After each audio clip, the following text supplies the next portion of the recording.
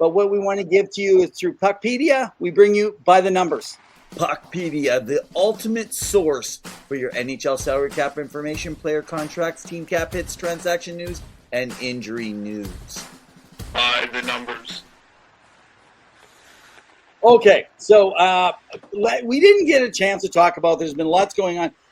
The reason the Kaprizov, and we can talk about this stuff later, but some of these signings and stuff, there is that salary cap spike, buddy. The NHL and the NHLPA, they agreed on these projections over the next few seasons. And so basically, the cap jumps. I want you guys to think about this now.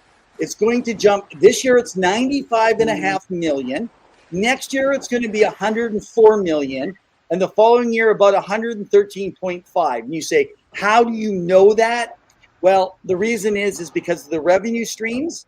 So when revenue goes up, you can only max go up a certain amount based on how much revenue.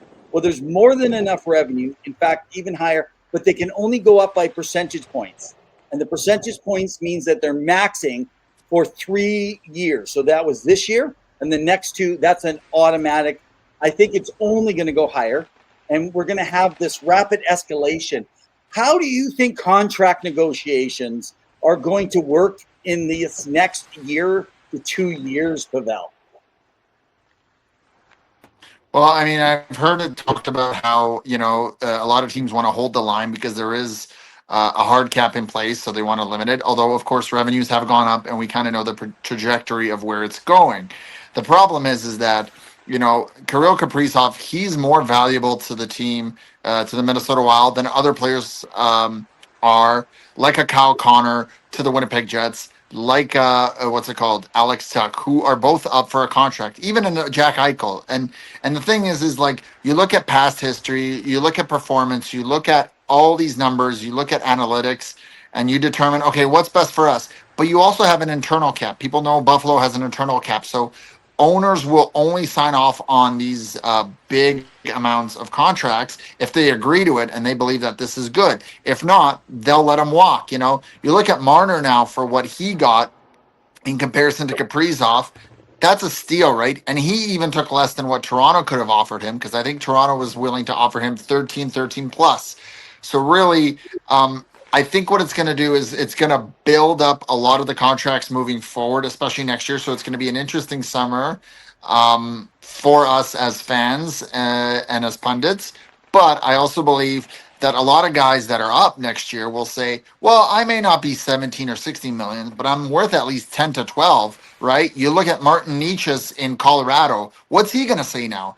And I'm sure Colorado's kicking themselves for not having Rantanen for 11.5 or just under 12 now, right? Because they could have got him, and here we are at the cap with what's gone up. Now, it's possible that at the moment, Kirill Kaprizov is an outlier. And again, Bill Guerin has done well with other players like Matt Boldy and Gustafsson and some others. So he's able to make it work. And it's next year that this cap takes effect. So it's not like it's coming up this year. He's still got that 9.5 coming up this year. But really, what does this say about players like Draisaitl, like Kucherov, right? Like, who want to get paid or got paid, if you think that they could have held off for just a little bit and got probably $15-16 million, right? I mean, they're worth it. They have the credentials, but really, I think it's going to continue to go up because players believe they are owed what they are. Now, one example, Evan, that we went through this, and of course there was an outlier of COVID, was the Toronto Maple Leafs. They paid their core four exactly what they believed they were worth, although not much transpired with what they were able to perform. Now, they did make the playoffs, but they had a hard time getting through and going on a deep run. But they paid Marner, they paid Tavares, they paid Matthews, and they paid Nylander. And I remember people saying it's not going to work, and it didn't work. But now we're going to get to the point where there's going to be multiple potential $10 million plus players on teams that win a Stanley Cup. We've already had one with $10 million with Jack Eichel. It's Sergei Bobrovsky, although I know he's, with the no state tax in Florida, he got up there and he's up next year. But really what it comes down to is that players want to get paid. They are, out of all the sports leagues in the world, the least amount paid as athletes. and I believe that they want their fair share of the pie, although the cap makes it very hard. So there's going to be a lot of capologists who are going to have to try to figure this out in order to make this work. But that's just my thoughts. Well, and I think it's interesting, if we actually think about it. I'm just going to bring up on the screen here for you guys again. Just if you guys actually think about this right now, right? We got Puckpedia. Puckpedia, guys, you want your capology?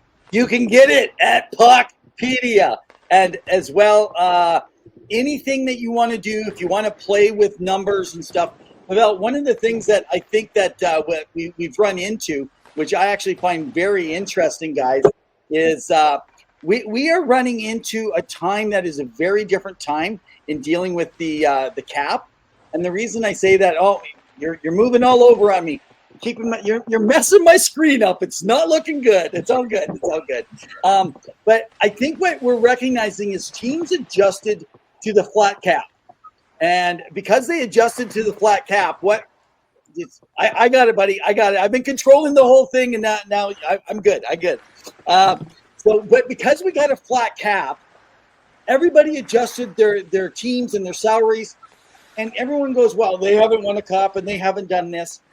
Edmonton tried to base around that flat cap. They didn't have the preparation going in. There was a couple other teams. In fact, Colorado was another team like that.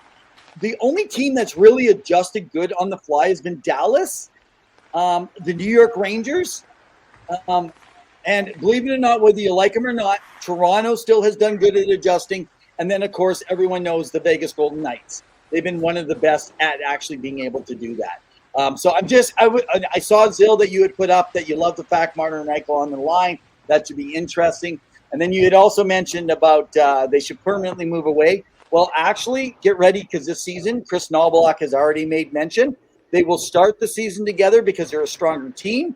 And I think they want more chemistry and more opportunity. They learned last year playing away.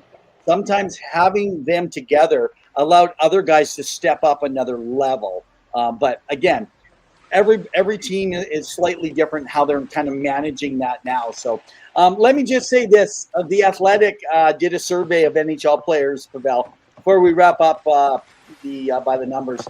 And they registered 68% were expecting, 68 beginning this year, 68% saw more short-term contracts between 3 and 5 years because of the cap flux. And this was another stat that they got. 42% saw that they should take the Norris Trophy and split it. So there's an offensive and a defensive defenseman to recognize the shutdown specialist. So your thoughts on that, and then we'll wrap up by the numbers. I'm open to the offensive and defensive award. I think it's long overdue. I think you can name it, I don't know, like Nick Lindstrom, like whoever you want, right? Or the Bobby Orr Award, right? Like the most offensive defenseman out in the league. So I'm all on board on there. I do like the idea of, as Zylstra indicated, Eichel with Marner, because they're both playmakers.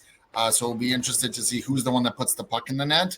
And as for contracts, I mean, this is fascinating for us to learn. I know I was dabbling through Puckpedia this past week, and I commented on their post about how, you know, there's this new salary cap, how to play around it, what's going on there, all the numbers.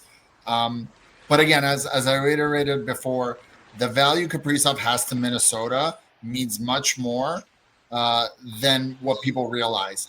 I think the owner indicated, Greg Leopold indicated how he gets butts in seats. And you cannot underestimate the value of a business when you're getting people in your building, selling tickets, making Minnesota hockey exciting, and making your team competitive and people coming out, right? Like that's the whole point of the game, right? Now you want success in the postseason, but you have a long 82 and next year 84 game season. You want to sell those tickets. You know, you got to sell 41 tickets in your building and get people in there. Okay, guys, there you go. That's it for By the Numbers. Puckpedia, the ultimate source for your NHL salary cap information, player contracts, team cap hits, transaction news, and injury news. By the numbers.